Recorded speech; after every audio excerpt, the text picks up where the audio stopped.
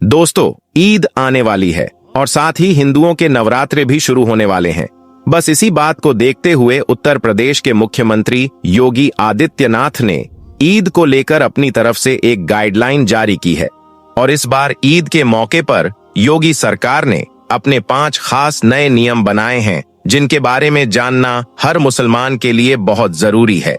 आज हम आपको इसी के बारे में बताने वाले हैं कि इस बार ईद को लेकर उत्तर प्रदेश के मुख्यमंत्री योगी आदित्यनाथ ने क्या बड़ा बयान दिया है और 5 ऐसे कौन से नए नियम बनाए हैं जिनको लेकर योगी सरकार ने अपने आला अधिकारियों को सख्त निर्देश दिए हैं। जानकर यकीनन आप भी हैरान रह जाओगे। इसलिए आज का यह वीडियो आप सभी के लिए बहुत खास है। आप इसको आखिर तक जरूर देखें। और सबसे पहले आप सभी को हमारी तरफ से ईद की एडवांस में बहुत बहुत मुबारकबाद। आपका दिल करे तो आप भी कमेंट बॉक्स में हमें ईद की मुबारकबाद लिख सकते हैं। और आप सबसे यह गुजारिश है कि आप इस वीडियो को लाइक करें या ना करें, मगर इसे शेयर जरूर कर दें ताकि ईद से पहले पहले यह वीडियो और भी मुसलमानों के पास में पहुंच जाए। तो चलिए दोस्तों, शुरू करते हैं। दोस्तों, जैसा कि आप सभी को मालूम होगा कि उत्तर प्रदेश के मुख्यमंत्री योगी आदित्यनाथ को मुसलमानों के खिलाफ अजीबोगरीब बयान देने के लिए खास जाना जाता है। जब से उत्तर प्रदेश में योगी सरकार बनी है, तब से लेकर अब तक जितने भी मुसलमानों के त्योहार आए हैं, हर बार यही संशय बना रहता है कि इस बार पता नहीं योगी सरकार की क्या एडवाइजरी जारी होगी। इस बार इस त्योहार को मनाने की हमें इजाजत मिलेगी या फिर नहीं मिलेगी।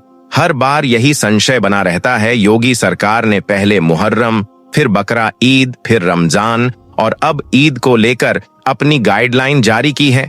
और यही नहीं, इस बार ईद के मौके पर अपने 5 खास नए नियम भी बनाए हैं और अपने आला अधिकारियों से कहा है कि वह ईद के दिन इन 5 नियमों का सख्ती के साथ में पालन करवाएं।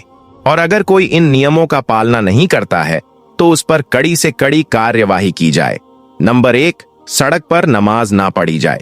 दोस्तों, योगी सरकार ने अपना पहला नियम तो यह बनाया है कि इस बार ईद के मौके पर कोई भी मुसलमान मस्जिद से बाहर यानी कि सड़क पर खड़े होकर नमाज ना पढ़ने पाए। यानी कि ईद की नमाज सिर्फ और सिर्फ मस्जिद के अंदर ही पढ़ी जाए।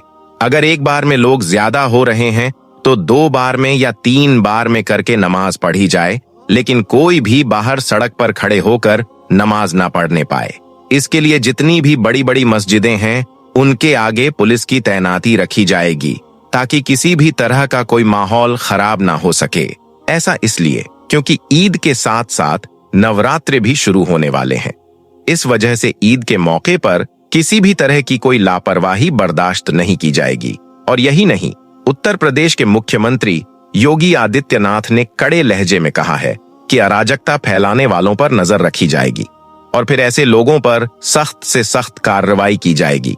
इसके अलावा ईद के मौके पर साफ सफाई का भी खास ध्यान रखा जाए, क्योंकि नवरात्रे भी शुरू हो रहे हैं। इसलिए इस बार किसी भी मामले में कोताही ना बरती जाए। दोस्तों, योगी सरकार के इस बयान के बाद मेरठ की पुलिस ने बाकायदा इस बात का ऐलान भी कर दिया है कि अगर कोई इस बार ईद के मौके पर मस्जिद से बाहर सड़क पर नमाज पढ़ता हुआ दिखाई दिया तो उसके खिलाफ सख्त से सख्त कार्रवाई की जाएगी। और यही नहीं, इस बार अगर कोई शख्स ईद की नमाज सड़क पर पढ़ता हुआ दिखाई दिया तो उसका पासपोर्ट और उसका लाइसेंस भी जब्त कर लिया जाएगा। हालांकि उसके बाद इलाहाबाद हाई कोर्ट का भी बयान सामने आया, जिसमें पुलिस को काफिर फटकार लगाई गई। दरअसल ऐसा इसलिए क्योंकि पुलिस का कहना है कि पिछली बार हमारे मना करने के बावजूद भी काफी सारे लोगों ने सड़क पर नमाज पढ़ी थी। यह देखकर फिर हमने तकरीबन 200 लोगों पर मुकदमा दर्ज किया था, लेकिन फिर उनमें से तकरीबन लोग बाहर विदेश भाग गए थे। बस इसी बात को देखते हुए इस बार हमने यह नियम लागू किया है ताकि कोई भी बाहर सड़क पर नमाज ना पढ़ने पाए। और अगर कोई नमाज पढ़ता हुआ दिखाई दे दिया तो उस पर कड़ी से कड़ी कार्रवाई हो सके, यानी कि ऐसा करने वाला आरोपी विदेश ना भाग जाए। इसलिए ऐसे लोगों के पासपोर्ट जब्त किए जाएंगे। और यही नहीं, इस बार योगी सरकार का यह भी कहना है कि कोई भी ईद के मौके पर सड़क पर नमाज ना पढ़े और ना ही अपने अपने घरों की छतों पर कोई नमाज पढ़े। ईद की नमाज सिर्फ मस्जिद के अंदर ही पढ़ी जाए। और अगर कोई इस आदेश का पालना नहीं करता है तो उस पर कड़ी से कड़ी कार्रवाई की जाए। और दोस्तों यही नहीं, योगी सरकार के इस फरमान के बाद संभल पुलिस ने भी इस बात का ऐलान कर दिया है कि इस बार ईद के मौके पर कोई भी मस्जिद के बाहर सड़क पर नमाज न पढ़े। अगर कोई ऐसा करता हुआ दिखाई दिया तो उस पर सख्त से सख्त कार्रवाई की जाएगी। और यही नहीं, संभल पुलिस ने तो यहां तक कह दिया है कि अगर आपको हमें ईद की सवैयां खिलानी है तो आपको भी हमारी होली के गुजिया खाने पड़ेंगी। अब दोस्तों, एक तरफ यह लोग ऐसी ऐसी बातें कर रहे हैं, वहीं पर दूसरी तरफ मोदी सरकार इस बार ईद के मौके पर 32 लाख मुसलमानों को ईद की ईदी देने का ऐलान कर चुकी है। यानी कि मोदी सरकार ईद के मौके पर एक योजना लेकर आई है जिसका नाम रखा है सौगाते मोदी, जिसके तहत देश के 32 लाख मुसलमानों को ईद का तोहफा दिया जा रहा है, जिसमें खाने पीने का सामान है, कपड़े हैं, औरतों के लिए सूट हैं, मर्दों के लिए कुर्ता पाजामा है, दाल चावल है, सवैयां हैं और सरसों का तेल है, चीनी मेवा और खजूर है। मतलब कि एक तरफ लोग ऐसी ऐसी बातें कर रहे हैं, वहीं पर दूसरी तरफ प्रधानमंत्री नरेंद्र मोदी मुसलमानों को खुश करने में लगे हुए हैं। खैर, जो भी हो, मेरी आप सबसे यही गुजारिश है कि आप इस बार ईद के मौके पर यह गलती भूल कर भी कभी ना करें, यानी कि मस्जिद के बाहर खड़े होकर, यानी कि सड़क पर खड़े होकर आप नमाज ना पढ़ें। अगर आपकी मस्जिद में जगह कम है तो आप 2 बार या 3 बार में करके नमाज पढ़ लें, लेकिन बाहर सड़क पर खड़े होकर नमाज पढ़ने की गलती आप ना करें। दोस्तों, अगला फरमान है कैमरों से नजर रखी जाए। दोस्तों, योगी सरकार ने अपने आला अधिकारियों को दूसरा सख्त निर्देश यह दिया है कि इस बार ईद के मौके पर कहीं पर भी कोई माहौल खराब ना होने पाए। इसीलिए जगह जगह पर ड्रोन कैमरों से नजर रखी जाए और अगर कहीं पर कोई माहौल खराब होता है तो ऐसी जगहों पर फौरन ही धारा 144 लगाते हुए वहां पर नियमों का सख्ती के साथ में पालन करवाया जाए। और यही नहीं, ऐसी जगहों पर सादा वर्दी में पुरुष और महिला पुलिस को तैनात किया जाए और ड्रोन कैमरों से ऐसी जगहों की खास निगरानी रखी जाए। इसका मतलब यह है कि इस बार ईद के मौके पर योगी सरकार ने अपने आला अधिकारियों को यह सख्त निर्देश दिया है कि इस बार ईद के मौके पर ड्रोन कैमरों से खास नजर रखी जाए और जगह जगह पर पुलिस को तैनात किया जाए ताकि कहीं पर भी कोई सांप्रदायिक माहौल खराब ना हो सके। इसके साथ ही जगह जगह पर गाड़ियों की और बाइकों की चेकिंग भी की जाए और अगर कोई पुलिस की कार्यवाही में दखल अंदाजी करने की कोशिश करता है तो ऐसे शख्स पर फौरन ही कड़ी से कड़ी कार्यवाही की जाए। नंबर 3, सोशल मीडिया पर निगरानी रखी जाए। दोस्तों, योगी सरकार ने इस बार ईद के मौके पर अपने आला अधिकारियों को तीसरा आदेश यह जारी किया है कि वह इस बार ईद के मौके पर सोशल मीडिया पर 24 घंटे खास निगरानी रखें। इसका मतलब यह है कि इस बार ईद के मौके पर कोई भी शख्स सोशल मीडिया के जरिए से किसी भी तरह की कोई आपत्तिजनक पोस्ट ना करने पाए और खास करके ईद के दिन इस बात का खास ध्यान रखा जाए। और अगर कोई इस दिन सोशल मीडिया पर गलत पोस्ट डालता है या फिर अफवाह फैलाने की कोशिश करता है तो उस पर कड़ी से कड़ी कार्रवाई की जाए। और यही नहीं, इसके अलावा योगी सरकार ने अपने आला अधिकारियों को यह भी सख्त निर्देश दिया है कि जो लोग ईद के मौके पर भड़काऊ बयानबाजी करते हैं तो ऐसे लोगों के साथ 0 टॉलरेंस की नीति अपनाई जाए, यानी कि ऐसे लोगों पर खास नजर रखी जाए और फिर उन पर कड़ी से कड़ी कार्यवाही की जाए। इसके लिए सोशल मीडिया पर 24 घंटे निगरानी रखी जाए ताकि कोई भी शख्स ईद के मौके पर कोई अफवाह ना फैलाने पाए और ना ही कोई आपत्तिजनक पोस्ट करने पाए और माहौल खराब करने वाले लोगों पर कड़ी से कड़ी कार्यवाही की जाए। नंबर 4, भीड़ इकट्ठा ना करने पाए। दोस्तों, योगी सरकार ने अपने आला अधिकारियों को चौथा सख्त निर्देश यह दिया है कि इस बार ईद के मौके पर कोई भी सड़कों पर भीड़ इकट्ठा करके खड़े ना होने पाए और ना ही कोई ईद पर सड़कों पर नमाज पढ़ने पाए। ऐसा इसलिए क्योंकि हाल ही के दिनों में ऐसा देखा गया है कि हमारे देश भारत में कुछ ऐसे शरारती तत्व हो चुके हैं जो भीड़ का फायदा उठाकर भीड़ में जाकर खड़े हो जाते हैं और फिर सांप्रदायिक माहौल खराब करने की कोशिश करते हैं। इसलिए इस बार ईद के मौके पर योगी सरकार ने अपने आला अधिकारियों को इस बात का सख्त निर्देश दिया है कि इस बार ईद के मौके पर कोई भी बाहर सड़कों पर भीड़ इकट्ठा करके खड़े ना होने पाए। और यही नहीं, इसके लिए संवेदनशील और अति संवेदनशील इलाकों में मॉनिटरिंग करना शुरू कर दें और अगर कोई ईद के मौके पर माहौल खराब करने की कोशिश करता है तो उसको किसी भी हाल में बख्शा ना जाए। ऐसे लोगों पर कड़ी से कड़ी कार्यवाही की जाए। दोस्तों, हम आपको बता दें कि योगी सरकार का यह फरमान सुनकर पुलिस अब से ही जगह जगह पर सतर्क हो चुकी है। और नंबर 5, धर्म गुरुओं से खास अपील की है। दोस्तों, इस बार ईद के मौके पर खास योगी सरकार ने मुस्लिम धर्म गुरुओं से भी अपील की है कि वो ईद के मौके पर मुसलमानों को इस बारे में समझाएं। इस बार कोई भी मुसलमान ईद की नमाज मस्जिद के बाहर ना पढ़े और ना ही कोई ईद के दिन हद करने की कोशिश करे। दोस्तों, हम आपको बता दें कि योगी सरकार के इस फरमान के बाद बहुत से मुस्लिम धर्म गुरु आगे आए हैं और इस बात की अपील कर रहे हैं कि ईद की नमाज कोई भी बाहर सड़क पर ना पढ़े। ईद की नमाज मस्जिद के अंदर ही पढ़ी जाए और ईद के दिन खास करके सबके साथ प्यार और मोहब्बत के साथ मिला जाए और गरीब लोगों की मदद की जाए। और यही नहीं, ईद के दिन खास अपने देश भारत की सलामती के लिए और आपसी भाईचारे के लिए अल्लाह ताला से दुआ भी करें। तो दोस्तों, योगी सरकार ने इस बार ईद के मौके पर अपने यह 5 नए नियम बनाए हैं जिन पर अमल करना हर मुसलमान के लिए बहुत जरूरी है। और हम भी आपसे यही गुजारिश करते हैं कि ईद के मौके पर आप इन नियमों के खिलाफ कोई भी काम ना करें और खुशी खुशी के साथ ईद का यह त्योहार मनाएं।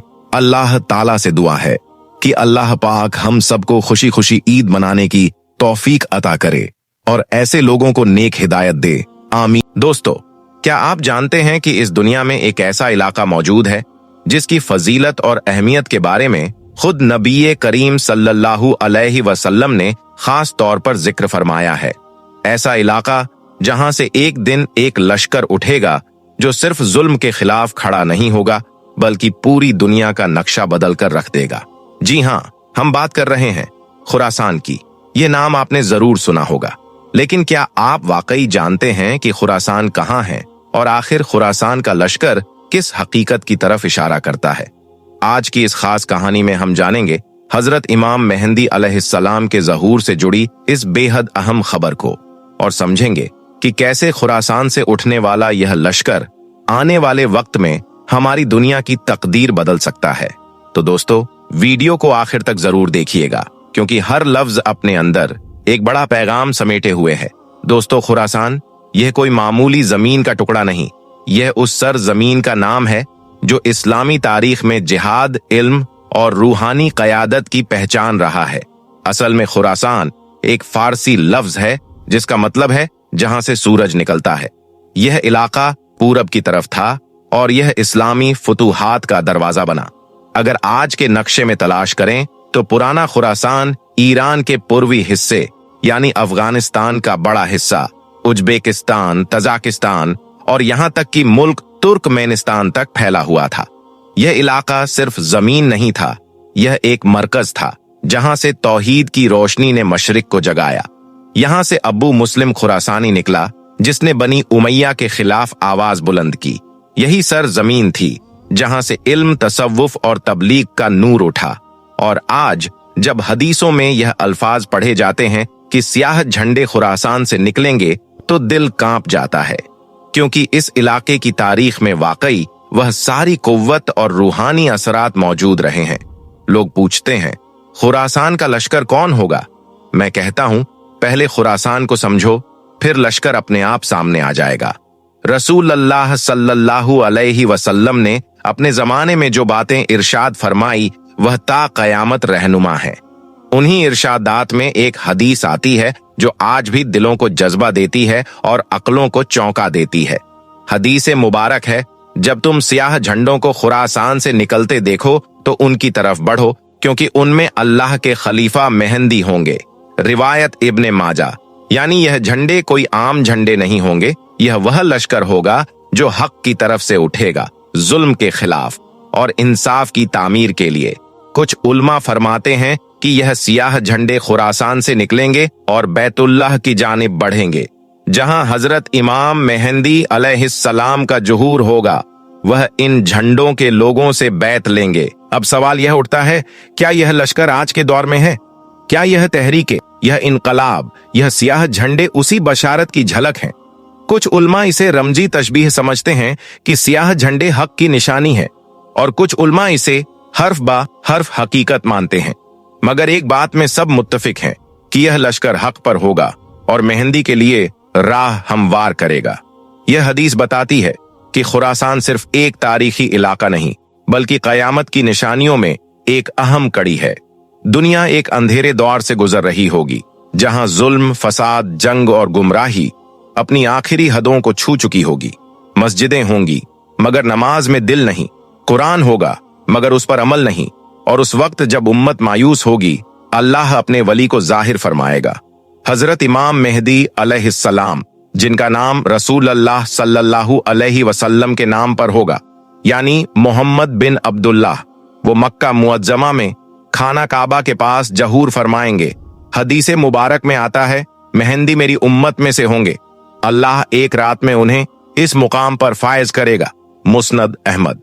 मतलब यह है कि वह कोई सियासी लीडर नहीं होंगे, न ही कोई खुद को पेश करने वाले।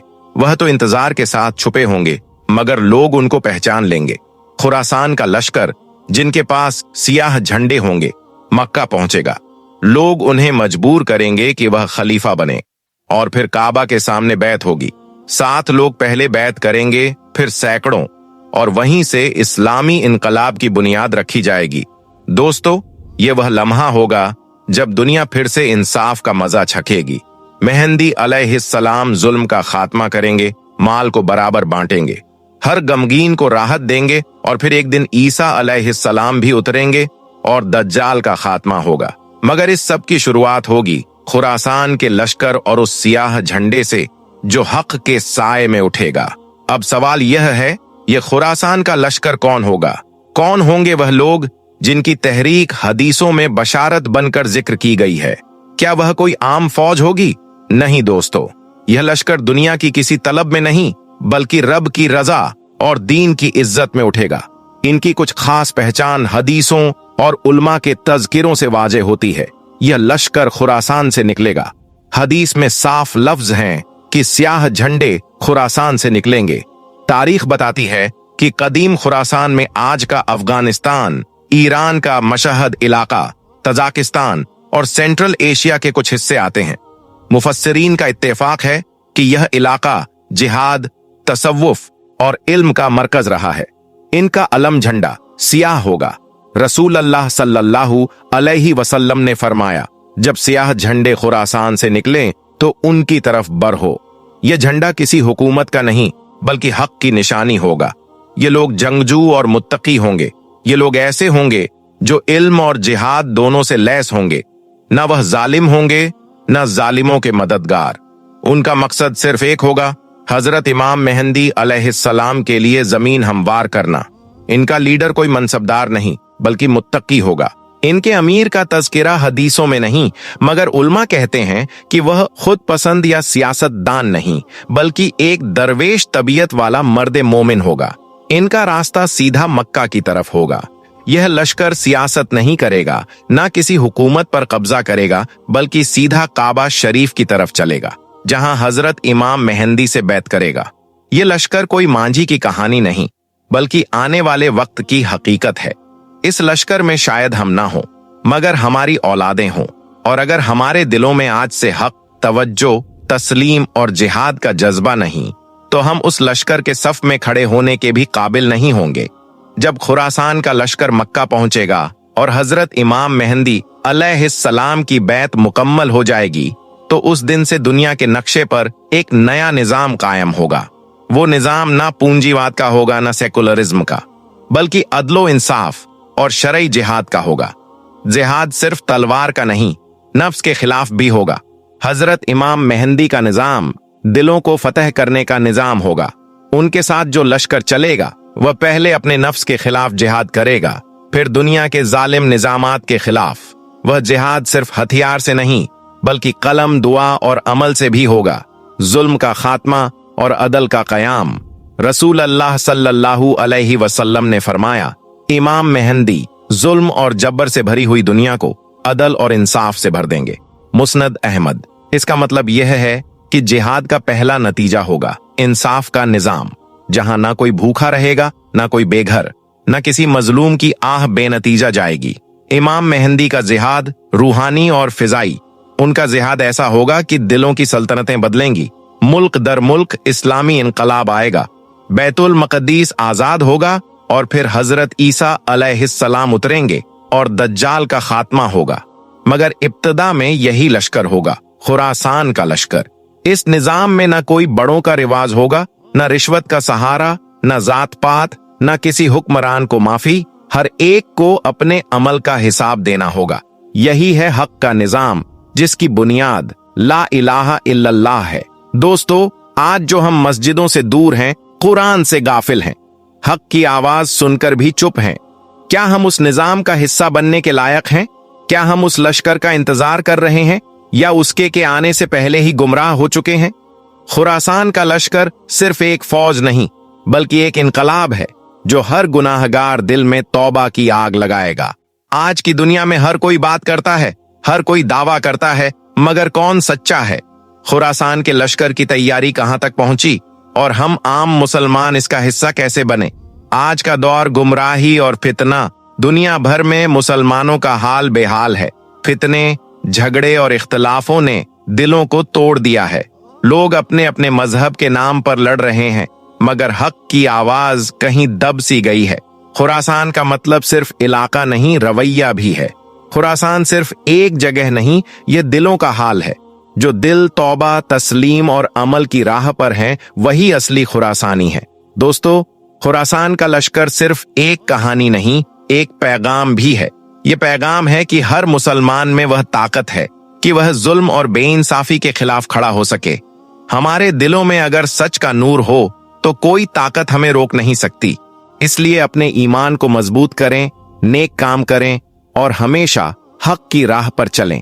दोस्तों, जब हम खुरासान के लश्कर कयामत की निशानियों और आने वाले इनकलाब की बात करते हैं, तो यह समझना भी जरूरी हो जाता है कि अल्लाह ताला इतिहास को कैसे बदलता है, कभी आने वाले वक्त की खबर देकर और कभी गुजरे हुए वाकयात में अपनी कुदरत दिखाकर।